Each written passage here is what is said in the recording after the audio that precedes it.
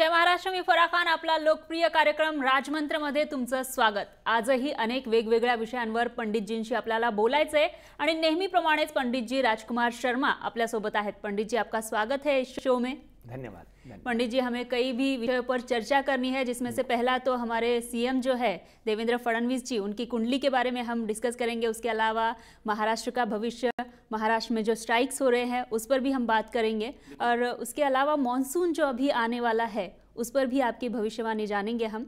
लेकिन शुरुआत अब हम सीएम देवेंद्र फडणवीस जी से ही करते हैं जी कि वो अभी हाल ही में एक दुर्घटना होते हुए बचे हैं. दुर्घटना से वो ग्रस्त होने वाले थे, लेकिन दो बार बचे हुए हैं. तो क्या ये दुर्घटना है या फिर कोई षड्यंत्र तो नहीं है? देखिए, ये बहुत ही सुंदर सवाल किया आपने. अगर हम देवेंद्र फडणवीस की कुंडली का अध्ययन करते हैं तो इस वक्त बहुत ज़रूरी है कि जिस तरह की 2 बार दुर्घटना होते होते बाल बाल बचे. वो उन्होंने खुद कहा कि माझेवर देवाची कृपा है, मैं बिल्कुल ठीक ठाक हूँ. तो इसी तरह की कहते हैं कि जाको राखे साइया मार सके ना कोई, बाल न बांका कर सके जो जग बैरी होए. आपको याद होगा कि एक बहुत बड़े किंग हुए हैं यासर अराफत, जिनके ऊपर कम से कम 20-25 बार अटैक हुए, मगर वो हमेशा उसमें से बच के आते रहे. अगर हम देवेंद्र फडणवीस की कुंडली का अध्ययन करते हैं तो मैं यहाँ पर बहुत बार उनकी कुंडली के बारे में दर्शकों को बताते आया हूँ. 27/7/1960 और सिंह राशि, कर्क लगन. अगर हम उनकी कुंडली का अध्ययन करते हुए आज के विषय की बात करते हैं तो ये बहुत ज़रूरी होता है कि किसी व्यक्ति का अष्टम भाव होता है आयु का, और छठा भाव 6th हाउस होता है रोग का और दुर्घटना का. कहीं ना कहीं अगर हम छठे और 8वें घर को देखते हैं तो सबसे पहले खुशखबरी ये है कि हमारे लाड़के मुख्यमंत्री जो हैं उनकी अल्पायु नहीं दीर्घायु है. इस तरह के प्रहार या इस तरह की कोई भी घटना जो है उनको किसी भी तरह की हानि नहीं पहुंचा पाएगी, क्योंकि उन्होंने उस दिन भी बोला कि मेरे ऊपर भगवान का आशीर्वाद है. और जो व्यक्ति देश को, भगवान को, मुझे आज भी वो दिन याद है जब देवेंद्र फडणवीस चीफ मिनिस्टर बने तो उनकी धर्मपत्नी ने भजन गाकर भगवान का आभार प्रकट किया था. इसलिए अगर हम देवेंद्र फडणवीस की कुंडली का अध्ययन करते हैं तो राजनीति में शत्रु और मित्र बहुत होते हैं. इसलिए मैं यहाँ राजमंत्र के माध्यम से अपने लाड़के सीएम से प्रार्थना करूंगा कि अपने शत्रु और अपने मित्रों को जरूर पहचानिए, क्योंकि इस वक्त हम दशा की बात करें तो दशा और दिशा जो है डेफिनेटली कहीं ना कोई षड्यंत्र आपके विरुद्ध हो सकता है. इसको आप सीरियसली लीजिए. अगर कोई इंक्वायरी चल रही है तो उसको बिल्कुल केयरलेसली मत लीजिए. इसको पूरी तरह से अभी डीजीएफसी की तो इंक्वायरी शुरू हो गई है, मगर उसके अलावा भी आपके राजनीतिक मित्र और राजनीतिक शत्रु कौन है यह देखकर चलें. क्योंकि चाणक्य ने चंद्रगुप्त को सबसे पहला पाठ एक पढ़ाया था कि विश्वस्त से विश्वस्त पुरुष पर भी विश्वास मत करो. आज मैं आपके लिए चाणक्य बनकर आपको यह सलाह देता हूं कि विश्वस्त से विश्वस्त पुरुष पर भी विश्वास मत करो, यहां तक कि अपने मन की बात अपनी ज्ञान इंद्रियों को मालूम ना हो. अपने कार्यक्रमों को तो आप रोक नहीं सकते क्योंकि आप जनप्रतिनिधि हैं, आप महाराष्ट्र पर हैं. हाँ, एक इतने बड़े ओहदे पर हैं जिसके कारण आपको ये खुलासा करना पड़ता है. मगर शत्रु और मित्र कौन है इसके बारे में देख लेना बहुत ज़रूरी है, क्योंकि कहीं ना कहीं राजनीति में बाजू में बैठा हुआ आदमी आपका शत्रु हो सकता है जिसको आप मित्र समझ बैठते हो. इस चीज़ को ध्यान रखें, क्योंकि आप इस छोटी सी उम्र में आपको ये पद मिला है. ये आपकी और आपकी माता पिता की पुण्याई है और मोदी जी और अमित भाई का आपके ऊपर आशीर्वाद है. मगर नियति अपना काम करती है. हो सकता है कि आपका पद मिलने के समय बहुत से लोग दुखी हुए हों जो आपसे सीनियर थे, आपसे पहले भारतीय जनता पार्टी में आए हों, मगर काम आप बहुत अच्छा कर रहे हैं जिससे विरोधियों का मन जो है वो कुंठित हो चुका है. मेरी आपसे बेटा हाथ जोड़कर प्रार्थना है कि आप अपने शत्रु और मित्र को पहचान कर आगे बढ़िए और इन दोनों दुर्घटनाओं को कतई सीरियसली लीजिए और कतई इसमें अनगहली मत वापरिए, क्योंकि इन दुर्घटनाओं के पीछे कोई षड्यंत्र भी हो सकता है।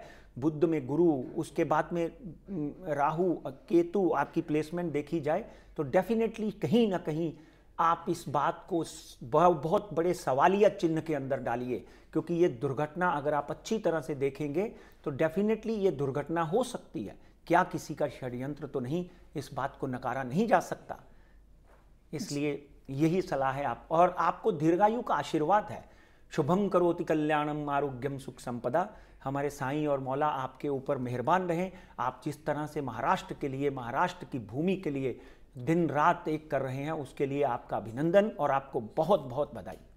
जी जी बिल्कुल पंडित जी, हम भी यही प्रार्थना करते हैं कि सीएम देवेंद्र फडणवीस जी हमेशा सुखी रहे और सुरक्षित रहें। बिल्कुल। और अब आगे बढ़ते हैं। हमारा महाराष्ट्र में जो फिलहाल स्ट्राइक्स चल रहे हैं, अभी फार्मर्स के स्ट्राइक चल रहे हैं, इसके अलावा इससे पहले भी डॉक्टर्स के स्ट्राइक हो चुके हैं, मतलब स्ट्राइक के बादल से छाए हुए हैं महाराष्ट्र पर। बिल्कुल। तो इस बारे में क्या कहना चाहेंगे? क्या ये स्ट्राइक्स का इस सरकार पर कोई असर होगा? क्या अगले 5 साल तक ये सरकार पूरे कर पाएगी अपने 5 साल? देखिए, मैं इस बात से के लिए आपकी पीठ थपथपाऊंगा कि आपने बहुत ही सुंदर सवाल और ऐसे सवाल चुनकर लाई हैं कि जिनसे हमारे दर्शक जो हैं वो मंत्रमुग्ध हो जाएंगे कि इन चीज़ों के लिए आज महाराष्ट्र के मुद्दे हैं जी। हम डेफिनेटली राष्ट्रीय समस्याएं भी लेते हैं और आज के ये मुद्दे जो हैं बड़े ही गंभीर हैं। आपने अभी हमारे चैनल के ऊपर देखा होगा कि किसानों की जिस तरह से बहस हो रही थी जी। मगर आपने पहले देखा मराठा आंदोलन चला जी, उसके बाद आपने देखा यहाँ पर अभी ये किसानों का आंदोलन चल रहा है। इससे पहले डॉक्टर्स का भी हो चुका है, मेडिकल का हुआ है, मेडिकल डॉक्टर्स का हो चुका है। डॉक्टर्स ने पूरे महाराष्ट्र में हर हॉस्पिटल में स्ट्राइक करी। जी जी। तो 3 आंदोलन जो हैं वो एक के ऊपर एक हो चुके हैं। यहाँ पर भी देखिए, विरोधी झूठ सच, विरोधी अच्छे काम करते हुए व्यक्ति को चुप से नहीं देख पाता जी। उसका कलेजा भी जलता है और उसकी आत्मा भी जलती है। कहते हैं कि आग से आदमी नहीं जलता, शब्दों से जलता है। आग से आदमी नहीं जलता, जेलसी, ईर्ष्या से जलता है। जी जी। कभी कभी आप किसी बच्चे को बोल देते हो कि बहुत सुंदर लग रहे हो तो बीमार पड़ जाता है जी, नजर लग जाती है। नजर लग जाती है। तो देवेंद्र फडणवीस और भारतीय जनता पार्टी अच्छे काम कर रही है। ये आंदोलनों के पीछे भी बहुत बड़ा षड्यंत्र है, ये आप देवेंद्र जी भी जानते होंगे। और कहीं ना कहीं आपकी शपथ विधि की हम बात करते हैं तो मैंने शपथ विधि की कुंडली भी बनाई हुई है। 31/10/2014 मकर राशि के अंदर, मकर राशि के ऊपर चंद्रमा विराजमान था और मकर राशि के ऊपर साढ़े सती शुरू हुई है अभी रिसेंटली। ज्योतिष शास्त्र में साढ़े सती जो है वो डेफिनेटली कहीं ना कहीं अच्छे और बुरे प्रभाव डालती है जी। मकर राशि का स्वामी शनि है। शनि इस वक्त धनु राशि में बैठा हुआ है। सितंबर अक्टूबर में, अगस्त सितंबर अक्टूबर में देखेंगे तो अगस्त सितंबर अक्टूबर में शनि जो है वापस वृश्चिक राशि के ऊपर आकर बैठ जाएगा। ये आंदोलन, कल तो देवेंद्र फडणवीस जी ने उस आंदोलन को शांत कर दिया, किसानों को उनके प्रॉपर मुआवजे देने के लिए प्रॉमिस कर दिया। आज वो आंदोलन शांत हो गया ऐसा लग रहा है जी।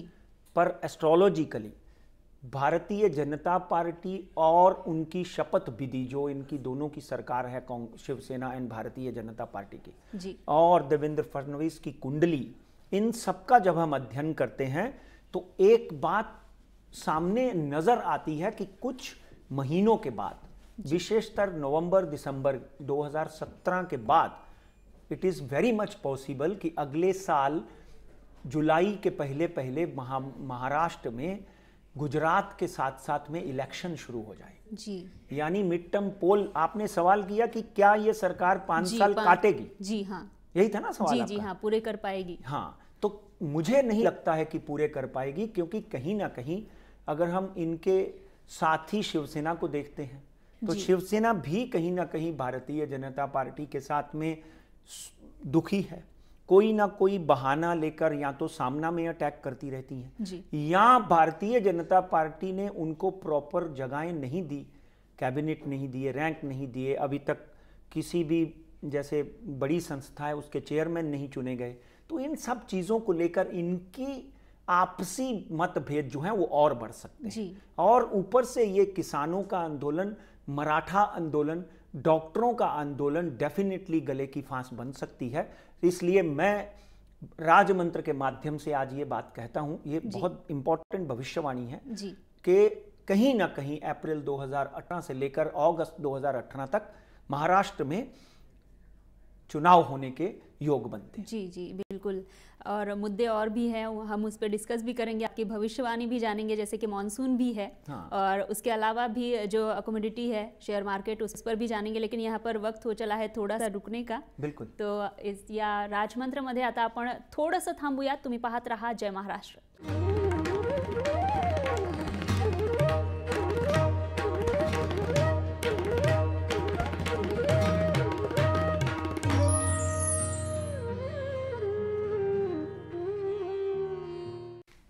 ब्रेक नंतर राजमंत्रमध्ये आपलं पुन्हा एकदा स्वागत। आपल्यासोबत पंडित राजकुमार शर्मा आहेत। पंडित जी, हम डिस्कशन कर रहे थे और आपने जो एक पहली भविष्यवाणी बताई वो सीएम देवेंद्र फडणवीस जी का षड्यंत्र हो सकता है, उनके साथ जो दुर्घटनाएं हुई है। बिल्कुल, ये एक बहुत ही अहम मुद्दा है। और दूसरी बात कि फिर से चुनाव हो सकते हैं महाराष्ट्र में 2018। जी हाँ, 2018 में हो सकते हैं। ये एक बहुत ही अहम ऐसी भविष्यवाणी है। इसके अलावा भी महाराष्ट्र में और एक बात, महाराष्ट्र ही नहीं बल्कि हमारा जो देश है वो मानसून का इंतजार कर रहा है अभी। तो फिलहाल अब आपने पिछले साल जो भविष्यवाणियां दी थी वो सभी सच हुई है, जिस तरह से आपने मानसून के बारे में बताया था। तो इस बार क्या चांसेस है, किस तरह से मानसून रहेगा और ये कब तक आ सकता है? देखिए, केरला में मानसून अभी तक पहुंच चुका है जी। अगर हम महाराष्ट्र का लैटिट्यूड एंड लॉन्टिट्यूड देखें जी, क्योंकि जब मौसम की भविष्यवाणियां बहुत कम ज्योतिषी करते हैं। जी जी। हमारे दर्शकों को पिछले साल याद होगा और लोग थोड़े हैरान भी थे जब हमने भविष्यवाणी की कि लातूर, भीड़, उस्मानाबाद, यहाँ पे सूखा पड़ा हुआ है, वहाँ पे बाढ़ आने के योग बनेंगे और वो आए भी। और वहाँ के अधिकारियों ने हमको उस बाढ़ के व्हाट्सएप भेजे। और इस बार अगर हम लॉन्जिट्यूड और लैटिट्यूड की बात करें, और महाराष्ट्र का भी जन्म हुआ, महाराष्ट्र गुजरात से निकला, महाराष्ट्र गोवा से अलग हुआ, तो इन तीनों जगहों से जब हम महाराष्ट्र की कुंडली का अध्ययन करते हैं तो आपने देखा होगा कि 2014-15 में तो ऑलमोस्ट महाराष्ट्र में सूखा पड़ते हुए दिखाई दे रही थी। सॉरी, 15-16 में, 17 में 16 में बारिश बहुत अच्छी हुई, तो 14-15 में सूखा पड़ने के योग बने हुए थे और लोगों का पलायन हो रहा था। पशु पक्षी और कहीं ना कहीं जानवर जो है वो मर रहे थे और पानी के लिए नाना पाटेकर जैसे बड़े अभिनेता सामने आए और नाम फाउंडेशन आया। उसके बाद में आमिर खान ने अपना पानी फाउंडेशन करके रखा। तो इन लोगों ने आगे आकर और कहीं ना कहीं लातूर जैसे शहर में अमित देशमुख ने, हमारे देवेंद्र फडणवीस साहब ने बहुत सी मतलब गाड़ी तक, पानी की गाड़ियां तक वहां तक पहुंचाई। अब अगर हम बात करें 2017 में, अब हम बैठे हुए हैं जून में, तो जून में 7 तारीख को जनरली बारिश शुरू हो जाती है, ऐसा कहा जाता है। हाँ। मगर लैटिट्यूड लॉन्जिट्यूड के हिसाब से बारिश तो यहाँ पे रिमझिम शुरू हो चुकी है। हाँ। मगर जो सीरियसली जो बहुत अच्छी बारिश होगी वो 12 या 13 तारीख से शुरू होगी, 2-3 दिन चलेगी। फिर जो बारिश है 19 तारीख से आगे कंटिन्यूसली बारिश जो है वो अपना पूरा जोर दिखाएगी।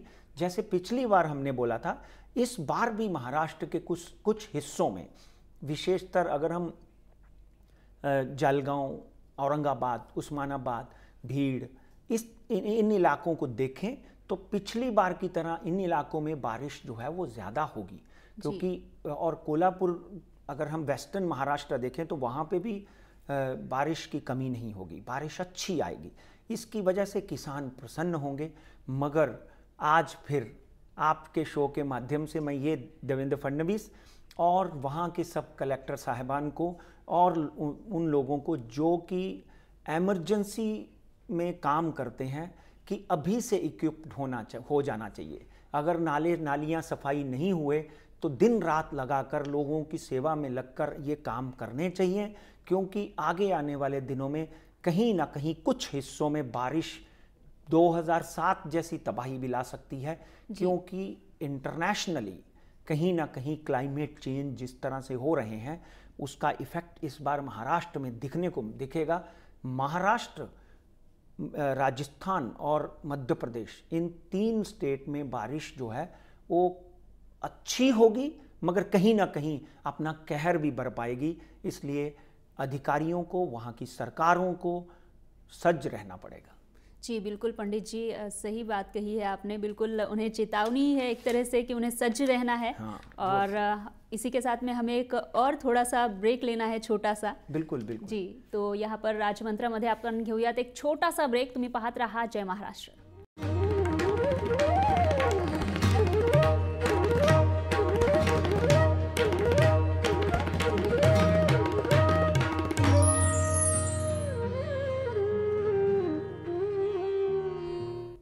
ब्रेक नंतर राजमंत्रामध्ये आपलं पुन्हा एकदा स्वागत। आपल्यासोबत आहेत पंडित राजकुमार शर्मा जी, पंडित जी। हम इतने सारे मुद्दों पर यहाँ पर आपकी भविष्यवाणी जान चुके हैं और कई अहम मुद्दों पर भी आपने आपकी भविष्यवाणी हमें बताई है और मॉनसून के बारे में भी आपने बताया है। अभी चलते हैं हम कमोडिटी की तरफ। तो यहाँ पर जीएसटी अभी गोल्ड पर लागू हो चुका है आज से और 1 जुलाई से वो लागू होना है तो अमली तौर पर। तो इसके बारे में क्या कहेंगे, इसका किस तरह से असर रहेगा शेयर मार्केट पर और गोल्ड पर, गोल्ड का जो मार्केट है उस पर? देखिए, सबसे पहले हम जब अंतर्राष्ट्रीय बाजार की बात करते हैं, ये हमारा सेगमेंट बहुत फेमस है जी। बहुत से लोग इसको रिकॉर्ड करके रखते हैं क्योंकि शेयर मार्केट में हमारी बहुत सी भविष्यवाणियां इस मंच के माध्यम से सत्य हुई हैं। 31,000 का आंकड़ा हमने बीएससी का बोला था, जो पार कर चुकी है मार्केट। और बहुत से लोगों का अभिनंदन, बहुत से लोगों का प्रेम भरा पत्र व्हाट्सएप आए कि आपकी भविष्यवाणी 31,000 की पार हो चुकी है। इसके लिए हम आपको आभार प्रकट करते हैं कि आप इस शो को इतना प्यार करते हैं जी। मगर आज इन्होंने सबसे पहले बोला कि जीएसटी लागू हो चुका है।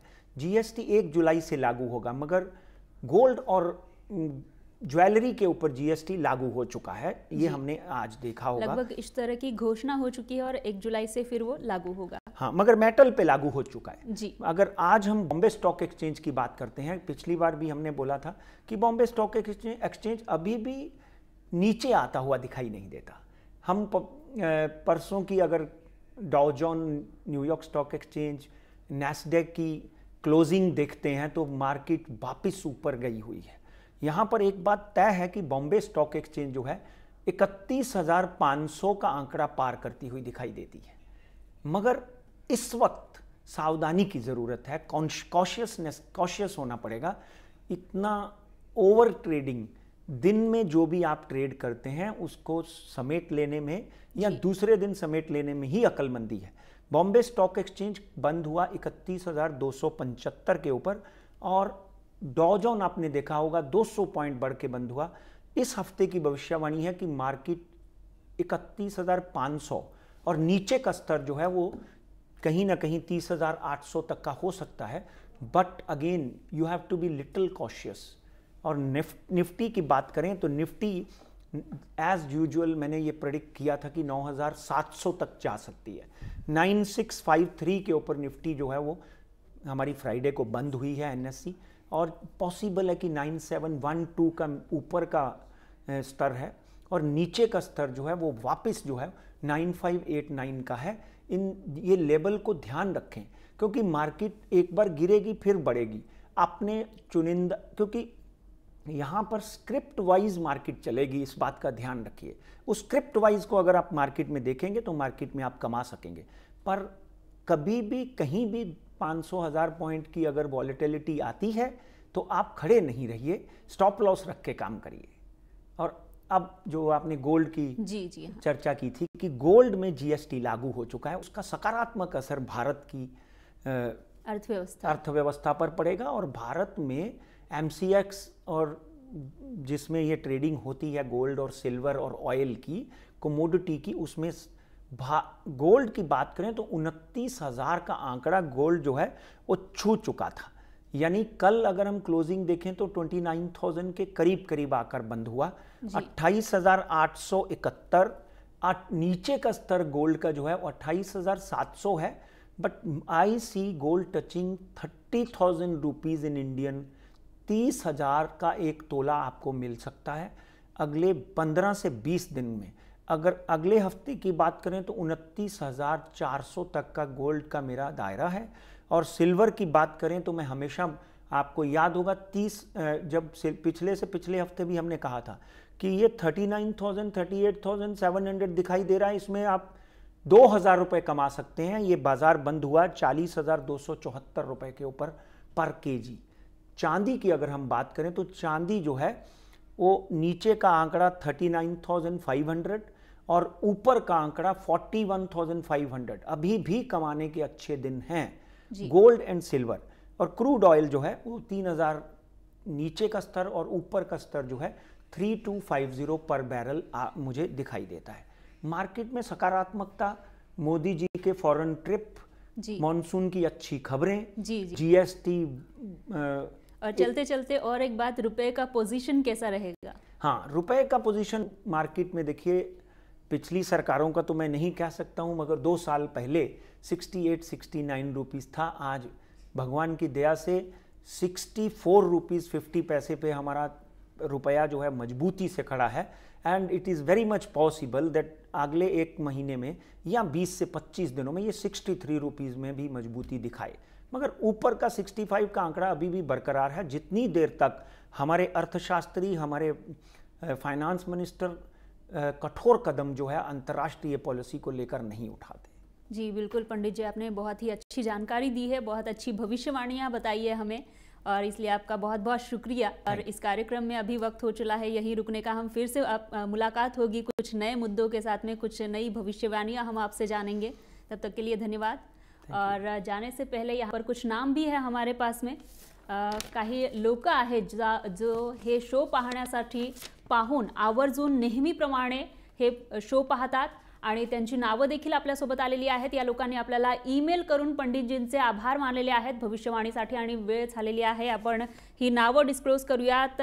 स्टेफ विल्सन आहेत, नितीन भालचंद्र तेनी आहेत घाटकोपरवरून मुंबईहून, त्याचबरोबर तानाजी दाभाडे आहेत, ज्ञानेश्वर जावळकर आहेत पुण्याहून, तर अतुल संकल्प आहेत निपाणीवरून महाराष्ट्रामधूनच, आणि त्यानंतर दिनेश पटेल आहेत, सुजाता लक्ष्मीकांत मोरे आणि अभिषेक उबाळे जालन्यावरून आहेत। तर रवी कडू या लोकांनी ईमेल पाठवून धन्यवाद मानलेले आहेत आणि भविष्यवाणी देखील त्यांनी पाहिलेली आहे। त्यासोबतच या शो मध्ये आता वेळ झालेली आहे इथे थांबण्याची।